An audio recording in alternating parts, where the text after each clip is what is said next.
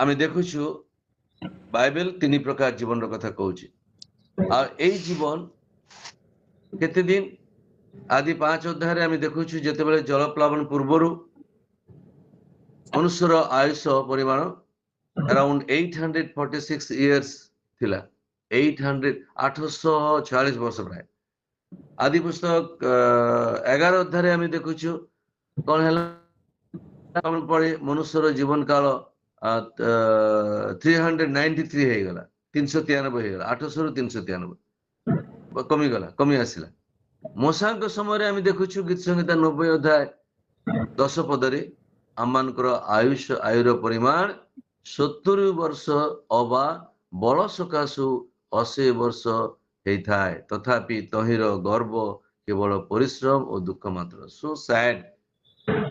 so sad କେତେ ଦୁଃଖର କଥା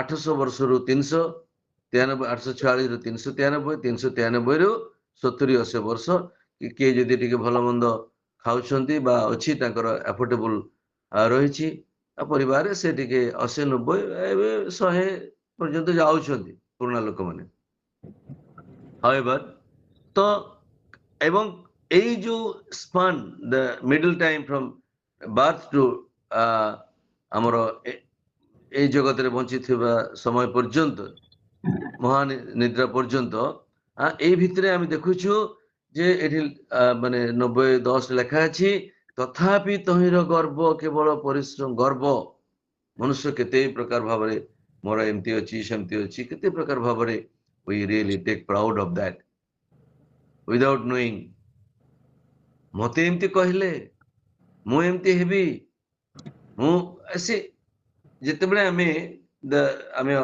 ପ୍ରଭୁ ଯୀଶୁଖ୍ରୀଷ୍ଟଙ୍କର ଚରିତ୍ରକୁ ବା ତାଙ୍କର କ୍ୟାରେକ୍ଟରକୁ ବା ତାଙ୍କର ଟିଚିଂକୁ ଆମେ ଯେତେବେଳେ ଆମେ ପଢୁଛୁ ବା ଶିଖୁଛୁ ଦେଖୁଛୁ ଯେ ଜଣେ ନିଷ୍ପାପ ନିଷ୍କଳଙ୍କ ପାପ କଣ ସେ ଜାଣନ୍ତି ନାହିଁ ପାପର ସହିତ ତାର କଣ ରିଲେସନ ବି ନାହିଁ ସେ ପ୍ରକାର ବ୍ୟକ୍ତିତ୍ୱ ସମ୍ପନ୍ନ ବ୍ୟକ୍ତିକୁ 100% he was a man and also he was same time divine God ତାଙ୍କୁ ଲୋକମାନେ କୋଉ ପ୍ରକାର କଲେ ଆଉ ଆମେ ତ ଦୂରର କଥା ଆମର ତ ରକ୍ତ ମାଂସ ଶରୀର ଆଡାମିକ ନେଚର ଆମ ଭିତରେ ଭର୍ତ୍ତି ହେଇକି ଅଛି and ଆମେ ତ ଏପଟ ସେପଟ ହଉଛୁ ଏବଂ ଶେଷ ପର୍ଯ୍ୟନ୍ତ ହଉଥିବା ଏମତି ବିଲ୍ଡିଂ ଆଣ୍ଡ ବ୍ରେକିଂ ପ୍ରୋସେସ ଆମ ଜୀବନ ଚାଲୁଥିବ ତ କିନ୍ତୁ ଏ ମନୁଷ୍ୟର କି ପ୍ରକାର ଗର୍ବ ବା କି ପ୍ରକାର ପରିସ୍ଥିତି ଯୋଉଥିପାଇଁ ମନୁଷ୍ୟ ଦୁଃଖର କାରଣ ନିଜ ପାଇଁ ନିଜ ପରିବାର ପାଇଁ ଅନ୍ୟ ପରିବାର ପାଇଁ ମଧ୍ୟ ହଉଛନ୍ତି so sad thing ତ ଆମେ ଦେଖୁଛୁ ମନୁଷ୍ୟର এই ପାପ ଜନିତ ସ୍ୱଭାବ ବା ଗୋଟେ କଥା କହିପାରିବା ଥିଓଲୋଜିକାଲ ୱାର୍ଡରେ anti relationship with God ଈଶ୍ୱରଙ୍କର ବିରୁଦ୍ଧରେ ଯୋଉଟା ସେ ଚାହାନ୍ତି ନାହିଁ he is not pleased with human ଆମେ ସେଇ କାମ ଆମେ କରି ଚାଲୁଛୁ ସେଥିପାଇଁ କରିବାକୁ ଭଲ ପାଉଛୁ and we are taking pleasure on that ଆଉ ସେଥିପାଇଁ ମନୁଷ୍ୟର ଆୟୁଷ ଦିନକୁ ଦିନ କମି ଯାଉଛି ମୁଁ ଭାବୁଥିଲି ଗୀତ ସଂହିତା 90-10 ପଦରେ ଲେଖା ଅଛି କେ ଜାଣେ ଆଉ କିଛି ଦିନ ପରେ ଆହୁରି କମିଯିବ 50-60 ବି ହେଇଯାଇପାରେ ହଉଛି ବିଭେଦ ତ ମନୁଷ୍ୟ ଦିନ ରାତ ପରିଶ୍ରମ କରୁଛନ୍ତି ଜୀବିକା ଅର୍ଜନ କରି ବଞ୍ଚିବା ପାଇଁ ପରିବାରକୁ ଚଳାଇବା ପାଇଁ ନିଜେ ବଞ୍ଚିବା ପାଇଁ ହେଇପାରୁନାହିଁ ବର୍ତ୍ତମାନ ଦେଶରେ ଅନଏମ୍ପ୍ଲୟମେଣ୍ଟ ସମସ୍ୟା ନାନା ପ୍ରକାର ରୋଗ ଉପରେ ରୋଗ ନୂଆ ରୋଗ ସବୁ ବାହାରୁଛି ସାଇଣ୍ଟିଷ୍ଟ ମାନେ ମଧ୍ୟ ଡିସ୍କଭର କରି ତାର ଭ୍ୟାକ୍ସିନ ତାର ମେଡିସିନ ବାହାର କରିବାରେ ମଧ୍ୟ ଅସମର୍ଥ ହେଇ ପଡୁଛନ୍ତି ଏନିୱେ ସୋ ଗୀତ ସଂହିତା 89 47 ରେ ମଧ୍ୟ କହୁଛି କହୁଛନ୍ତି ଗୀତ ସଂହିତା ଏ କଥା ଆହେ ମୋର ସମୟ କେମନ୍ତ ଅଳ୍ପ ଏହା ସ୍ମରଣ କର ଆୟୁବ 14 ଅଧ୍ୟାୟ 1 ପଦରେ ଏ କଥା କହିଛନ୍ତି ସ୍ତ୍ରୀ ଜାତ ମନୁଷ୍ୟ ଅଳ୍ପ ଆୟୁ ଓ ଦୁଃଖରେ ପରିପୂର୍ଣ୍ଣ ଦେଖନ୍ତୁ ଦୁଃଖରେ ପରିପୂର୍ଣ୍ଣ ଯାକୋବ 4 ଅଧ୍ୟାୟ 13 ରୁ 15 ପଦରେ କଥା କହୁଛନ୍ତି ଜୀବନ ବାଷ୍ପ ପରି ଶୀଘ୍ର ଉଭେଇଯାଏ ତ ପ୍ରିୟ ମଣ୍ଡଳୀ dear church केते दुखर विषय जीवन बाष्प पर उड़ीजीव जीवन अल्प समय ए पृथ्वी रे आमे अच्छु दुखरे शोकरे परिपूर्ण एवं केते अल्प समय अच्छु ए मध्य आमर जो इटर्नल लाइफ बा अनंत जीवन जो प्रभु हमको देइछंती अर्थात ईश्वरीय स्वभाव को हमको परिप्रकाश करिया पड़िबो मो टिके डीप को जाउछे एबे ईश्वर स्वभाव की ईश्वर चाहती तांकर प्रेम को अनुमान को निकट रे एनी वे से परित्राण पांतु को न पांतु दैट इज नॉट माय और your responsibility but you have to see sow the seeds ईश्वर को प्रेम को आपण को अनुमान को पाखरे पहुंचाया पड़िबो and that is the gospel Matthew 28 अध्याय 18 19 20 सुसमाचार ईश्वरंकर पवित्र प्रेमर सुसमाचार को अन्य को जणाइबा it's a character of God पवित्र जीवन यापन कटिबा it's a character of God अन्य को क्षमा करिबा is a character of God दया करिबा is a character of God charity करिबा is a character of God so एटा प्रभु चाहंती एटा प्रभु चाहंती एक निर्दिष्ट समय मध्य आम सीमाबद्ध अते आइब 7 अध्याय तारीख पदरे पृथ्वी रे मनुष्यर दिन समूह कौन वेतनजीवी दिन तुल्य नुहे ईश्वर अपना सर्वोच्च इच्छा द्वारा आम जीवन रो आयुर परिमाण स्थिर करियछंती जने साधु निज शिष्य मान को मृत्युर गोटे दिन पूर्वरु मरिबा प्रभु आमे काली मरिबा आज आमे प्रस्तुत हेबा जेतरे कहिले से माने आपत्ति करी कहले जे आसंता काली आमे न मरिक परदिन मल हबनी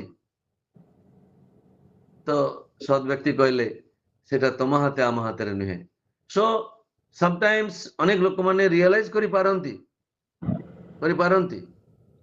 जे सत्य तुम आ गोटे दिन 2 दिन बचिया को चाहो but it is not your hand not my in my hand तो तेणु आमे सदा बेले हमको प्रस्तुत रहिबा को पड़िबो प्रभु को सकाशे प्रस्तुत रहिबा पड़िबो हमर ए प्रति मुहूर्त रे को प्रकार समय आसुची के हमको भेटिबो कार सहित देखा करबा कोठु को आमे जीवा सुजोग पाइले हमको आ प्रभु को सत्यता को प्रभु को स्वर्गीय प्रेम को अनंत जीवन स्वभाव को ऐश्वर्य चरित्र को परिप्रकाश करबा पाई that is the reason God has created in this earth प्रभु हमको सृष्टि करिसंती जीवन होची ताले हम देखिलु एक यात्रा पर इट्स लाइक ए जर्नी आदि पुस्तक तार 47 अध्याय 9 पदरे जाकोब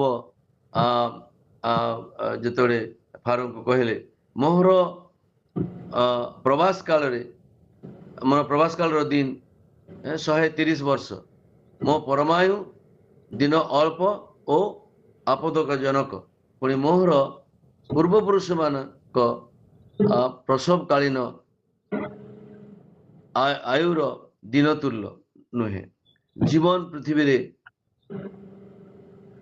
पृथ्वी अंत पर्यंत एक यात्रा अटे एवं ए अत्यंत गुरुत्वपूर्ण तापरे आमको आमर जीवन यात्रा रे आगु को प्रभु हमको जितिन पर्यंत जो फील्ड देइछंती आ से फील्ड रे हमको आगे जीवा पड़िबो आ तापरे आमे एई यात्रा को ग्राह्य करू भी ना न करू आमे जीवन रे प्रभु मते काहे के जीवन देले मु काहे के एमते आमे पसंद करू कि न करू किंतु हमको प्रभु देइछंती ए देश ए परिवार ए मिनिस्ट्री ए समस्त विषय देइछंती एंको नहीं करी हमको आगो को जीवा को पड़िबो एवं अनेक लोक को जन्म देवा को पड़िबो नॉट फिजिकल स्पिरिचुअली पवित्र आत्मा के द्वारा आमन को जे समस्त वाक्य प्रभु देइछंती बा देबे जणाइबे से समस्त अनुमान को जणाया को पड़िबो कहबा पड़िबो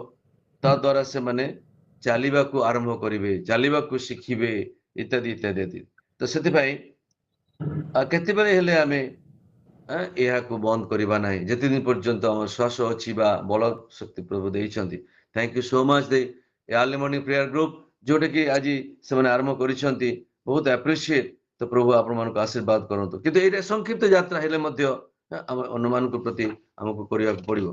सो मोर कहवा कथा जीवन एक स्वप्न परी अल्प समय गीत संगीता तार 73 अध्याय 20 पद लेखा अछि। निद्रारु जाग्रत हेला उतारे से समस्त स्वप्न परी लागे। स्वप्न केते काल संगे संगे आम स्वप्न देखू केते सेकेंड केते मिनिट मध्य तापर बस आम भूली जाऊ सेटा केवल केते सेकेंड मात्र। तो से आपण स्वप्न को फेराई आनी पारिबे कि केबे नुहे ना। जीवन अति संक्षिप्त एवं द्रुतगामी ता प्रभु ठारू आम क्षणभंगुर ईश्वर ठारू पाई पारिछु। So we are so precious तांको निकट रे।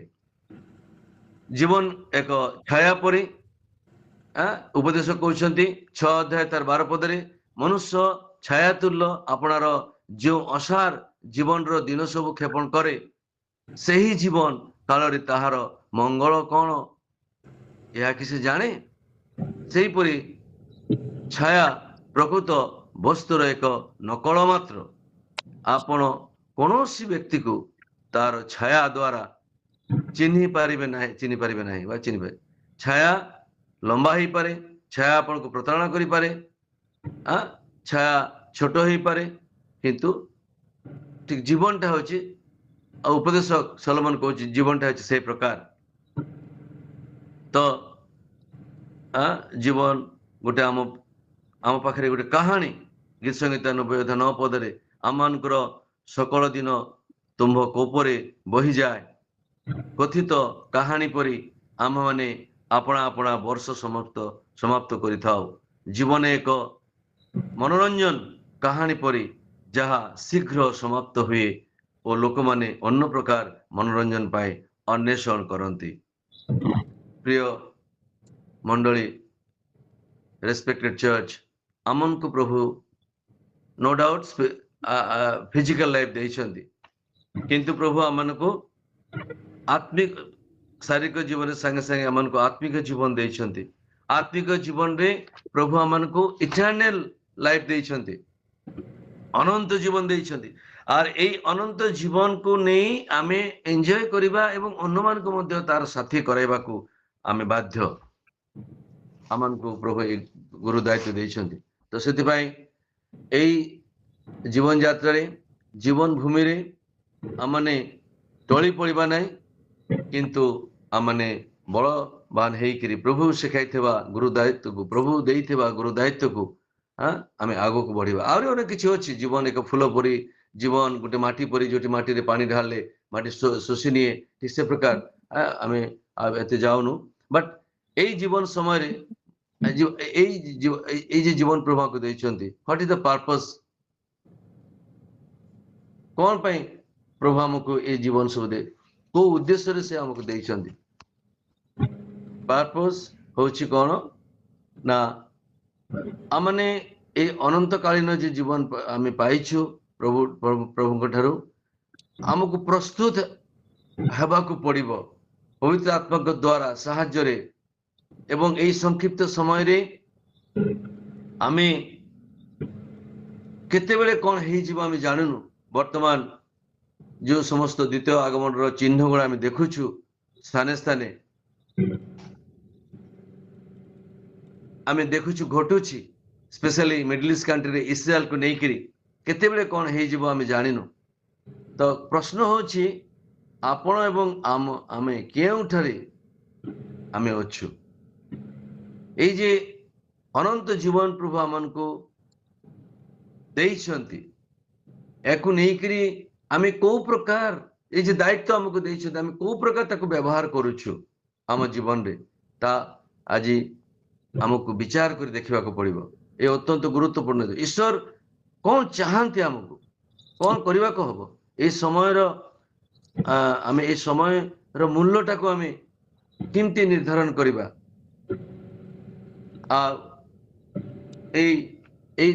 गोटे विषय हूँ कौन जे प्रभु आम को गोटे ग्राउंड ए पृथ्वी रे द ब्लेसेड प्रिविलेज जे आमे ए पृथ्वी रे थाउ थाउ आमे अनंत जीवन रो कैरेक्टर को आमे प्रैक्टिस करिबा हैबिट करिबा एंड देन आमे आउ गोटे प्रिविलेज को पाई पारिबा पाई पारुछु कोन the blessed privilege of the living forever with the Lord Jesus in heaven. ଆମେ ପ୍ରଭୁ ଯୀଶୁଙ୍କ ସହିତ ଅନନ୍ତ କାଳ ସ୍ୱର୍ଗରେ ବାସ କରିବାର ଆଶୀର୍ବାଦ ଯୁକ୍ତ ଅଧିକାର, ଆମେ ବିଶେଷ ଅଧିକାର ଆପଣ ଏବଂ ମୁଁ ପାଇଛୁ, ଯେଉଁମାନେ ମୁଖରେ ଯୀଶୁଙ୍କୁ ପ୍ରଭୁ ବୋଲି and then ହୃଦୟରେ ସେମାନେ ବିଲିଭ୍ କରିଛନ୍ତି that he has risen again, living being, ସେ ଆଉ ଥରେ ମୃତମାନଙ୍କ ମଧ୍ୟରୁ ସେ ପୁନରୁତ୍ଥିତ ହେଇଛନ୍ତି, ଆଉ ସେମାନେ କେବଳ ଏଇଟା ପାଇପାରିବେ। ଦ୍ୱିତୀୟ ବିଷୟ, ପ୍ରଜ୍ୱଳିତ, the terrible anguish of living forever with Satan in a burning hell.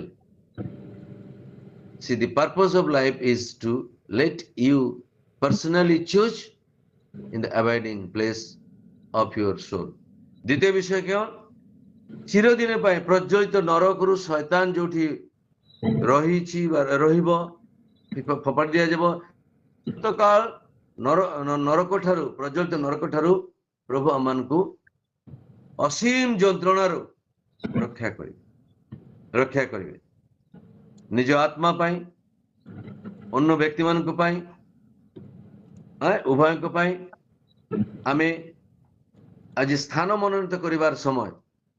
ପ୍ରଭୁ ଆମକୁ ଏକ ବିଶେଷ ଉଦ୍ଦେଶ୍ୟରେ ଏଇ ପୃଥିବୀରେ, ଏଇ ଭାରତବର୍ଷରେ, ଏଇ ଓଡ଼ିଶାରେ ଆମକୁ ରଖିଛନ୍ତି। এটা অত্যন্ত গুরুত্বপূর্ণ বিষয়। আইদার আমি যদি ঐশ্বরীয় জীবন ন কাটুছু প্রভুকে জানিকি, নোইংলি যদি আমি ইব্রিয় 10 অধ্যায় 26 পদ জনে ওড়িয়ারে পড়িদেবে, আমি শেষ করিবা কাইন্ডলি। ইব্রিয় 10 অধ্যায় 26 পদ প্লিজ ওড়িয়ারে লেখা আছে, সত্যর তত্ত্বজ্ঞান পাই সারা পরে, এটা মু বেঙ্গলিরে ব্যাখ্যা করেছি।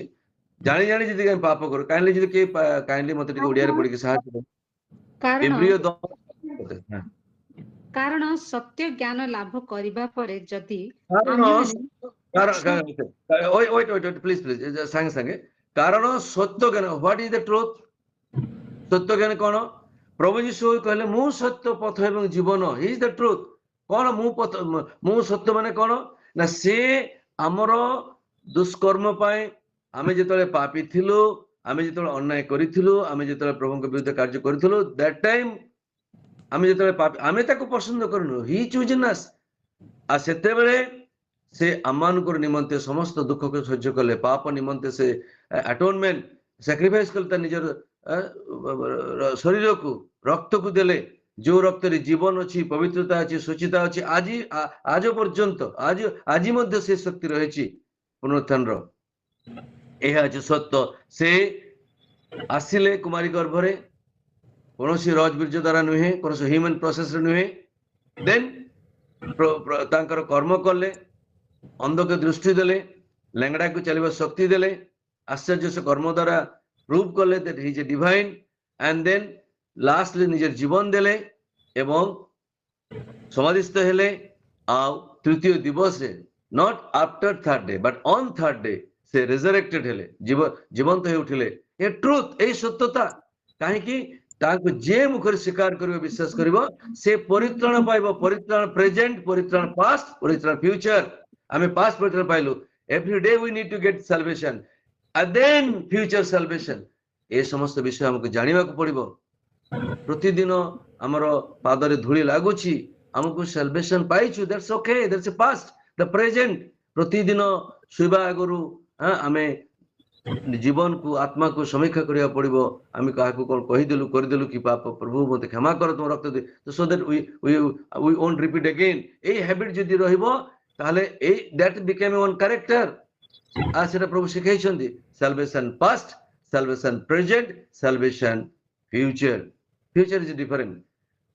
ଆମେ এই ପ୍ରକାର ଯଦି ପ୍ରାକ୍ଟିସ କରୁ, ତାହେଲେ ଆମେ এই ଅନନ୍ତ ଶୈତାନର যে ଯନ୍ତ୍ରଣା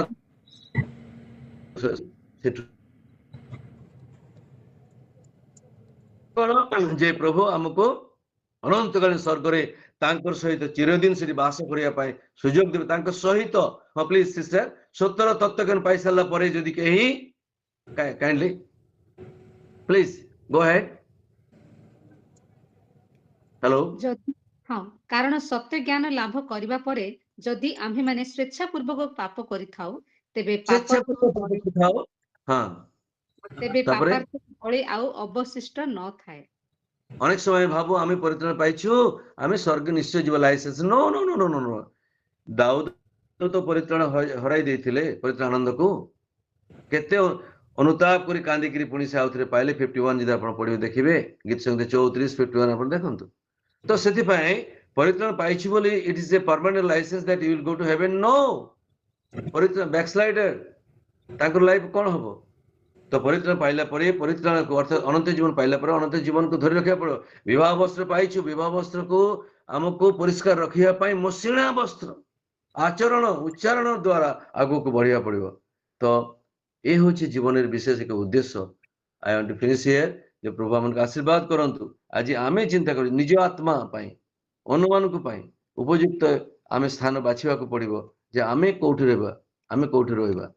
ପ୍ରଭୁ ଆମମାନଙ୍କୁ ଅନୁଗ୍ରହ କରନ୍ତୁ, ଦୟା କରନ୍ତୁ। ଶେଷରେ ମୁଁ ଏକଥା କହିବି, ପାଉଲ କହିଲେ ଯେ ମୋ ପକ୍ଷରେ ଜୀବନ ଧାରଣ ହଉଛି ଖ୍ରୀଷ୍ଟ, ଖ୍ରୀଷ୍ଟ ହଉଛି ଜୀବନ ଅଟନ୍ତି।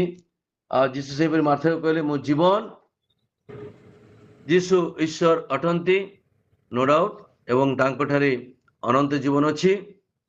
ଆଉ ସେ ହେଉଛନ୍ତି ପୁନରୁତ୍ଥାନ ଏବଂ ଜୀବନ। ଆଜି ଖ୍ରୀଷ୍ଟଙ୍କ ସହିତ ସ୍ୱର୍ଗରେ ଅନନ୍ତ କାଳର ବାସ କରିବା ଆମେ ସଠିକ ସିଦ୍ଧାନ୍ତ ଗ୍ରହଣ କରିବା ଉଚିତ। ଯେତେବେଳେ ମୁଁ ଯୀଶୁଙ୍କୁ ମୋ ହୃଦୟ ଭିତରକୁ ଆମନ୍ତ୍ରଣ କରେ ସେ ଭିତରକୁ ଆସନ୍ତି, ସେ ଆସିବା ପାଇଁ ଇଗର ମଧ୍ୟ, ଏବଂ ମୁଁ ଈଶ୍ୱରଙ୍କ ଠାରେ ଅନନ୍ତକାଳୀନ ଜୀବନ ଦ୍ୱାରା ଅଧିକୃତ ହେଇଥାଏ। ଯୀଶୁ ମୋ ଜୀବନ ଭିତରକୁ ଆସି ବା ମନୁଷ୍ୟ ଜୀବନ ଭିତରକୁ ଆସି ପାପକୁ ସେ ହରଣ କରନ୍ତି, ହୃଦୟକୁ ପରିଷ୍କାର କରନ୍ତି।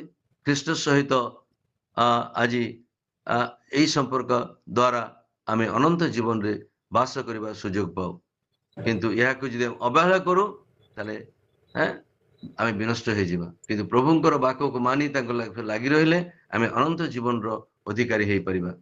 ଆଜି ଆପଣଙ୍କର ହୃଦୟ, ମୋ ହୃଦୟ ଆଜି କେଉଁଠାରେ ଆଜି ଆମର ଜୀବନକୁ ଆମେ ଆମନ୍ତ୍ରଣ କରୁ।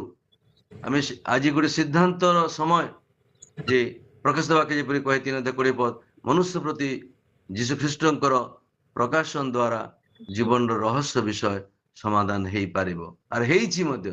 ଆଜି millions of millions untold millions ପିପୁଲର ଜୀବନର ସମସ୍ୟା ସମାଧାନ ଆନ୍ସର ଓନ୍ଲି ଜିସସ୍। ତାଙ୍କର ବାଣୀ, ତାଙ୍କର ଶିକ୍ଷା ଏବଂ ତାଙ୍କର ଚରିତ୍ର। ପ୍ରଭୁ ଆମମାନଙ୍କୁ ଆଶୀର୍ବାଦ କରନ୍ତୁ ଅଳ୍ପ ବାକ୍ୟରେ। Thank you so much. Thank you, praise the Lord. ଦାଦା, ମୋ ଜୀବନର ସବୁ କିଛି ଆମେନ୍। ତାଙ୍କ ରକ୍ତ ଦ୍ୱାରା ଆମମାନଙ୍କର ପାପ କ୍ଷମା ହୁଏ। ଆଉ ଗୋଟେ ମଝିରେ ସୁନ୍ଦର କଥାଟି କହିଲେ ଯେ କଣ ହବ ତା ପାଇଁ ଆପଣ ଚିନ୍ତା କରନ୍ତୁନି। ସିଡ୍ ବା ଈଶ୍ୱରଙ୍କ ବାକ୍ୟ ବୁଣିବା ଆପଣଙ୍କର କର୍ତ୍ତବ୍ୟ। Yes. ଏବଂ ସେ ବାକ୍ୟ ଯେତେବେଳେ ଆମେ ବୁଣୁ ଅନ୍ୟମାନଙ୍କ ପାଖରେ, ତାହାର ଜୀବନ ଦାନ ପ୍ରଭୁ ହିଁ କରିଥାନ୍ତି। ସେଟା ପାଇଁ ଆମେ ଚିନ୍ତା କରିବାନି। କିନ୍ତୁ ଆମକୁ କୁହାଯାଇଛି ସମୟରେ ହଉ ଅସମୟରେ ହଉ ବାକ୍ୟ ବୁଣିବା ପାଇଁ। ଗୋଟେ ଛୋଟ ଘଟଣାଟି କହିବି, ତାପରେ ପ୍ରାର୍ଥନାକୁ ଯିବି। ଗୋଟେ ପ୍ୟାରିସରେ ଗୋଟେ କ୍ଲର୍ଜି ସେ ପ୍ରଭୁଙ୍କୁ ପାଇ ସାରିଲା ପରେ ତାଙ୍କର ସେ ପ୍ୟାରିସରେ ସମସ୍ତଙ୍କୁ ଯାଇକି ପ୍ରଭୁଙ୍କର ବିଷୟ କହିବାରୁ ଯୋଉମାନେ ସୁପ୍ତ ବିଶ୍ୱାସୀ ଥିଲେ ସେମାନେ ମଧ୍ୟ ପ୍ରଭୁଙ୍କୁ ଗ୍ରହଣ କଲେ, ଆଉ ସମସ୍ତେ ପ୍ରଭୁଙ୍କୁ ନିଜର ବ୍ୟକ୍ତିଗତ ତ୍ରାଣକର୍ତ୍ତା ରୂପେ ଗ୍ରହଣ କଲେ। ତାପରେ ସେ ଭାବିଲେ ମୁଁ ବର୍ତ୍ତମାନ କଣ କରିବି। ସେ ଦ୍ୱିତୀୟ ପ୍ୟାରିସକୁ ଗଲେ, ସେଠି ମଧ୍ୟ ସେ ପ୍ରଚାର କାମ ଆରମ୍ଭ କଲେ। କିନ୍ତୁ ସେ ଦ୍ୱିତୀୟ ପ୍ୟାରିସର ଲୋକ କହିଲାରେ ସେ ଅମୁକ ପ୍ୟାରିସର କ୍ଲର୍ଜି ଆସିକି ଆମର ଏଠି କାହିଁକି ପ୍ରଚାର କରୁଛନ୍ତି। ସେମାନେ ଯାଇକି ବିଶପକୁ କହିଲେ। ବିଶପ ତାଙ୍କୁ ଡକେଇଲେ, କହିଲେ ତମେ କାହିଁକି ଏଭଳି କାମ କରୁଛ ମତେ ନ ପଚାରିକି। ନା ସାର୍, ମୁଁ କେବଳ 2ଟା ସିଜନରେ କରେ। ନା କୋଉ କୋଉ ସିଜନ? ନା in the season and out of season, Yes. ଯାହାକୁ ଓଡିଆରେ କୁହାଯାଏ ସମୟରେ ହଉ ଅସମୟରେ ହଉ। ତେଣୁ ପ୍ରଭୁ ଆଜି ଆମମାନଙ୍କୁ ଏତେ ସୁନ୍ଦର ବାକ୍ୟକୁ ଆମମାନଙ୍କୁ ଦେଇଛନ୍ତି, ଯେମିତି ଆମମାନଙ୍କ ଆତ୍ମିକ ଜୀବନ କେବେ ହେଲା ମାନ୍ଦା ହବନି, ଶିଥିଳ ହବନି।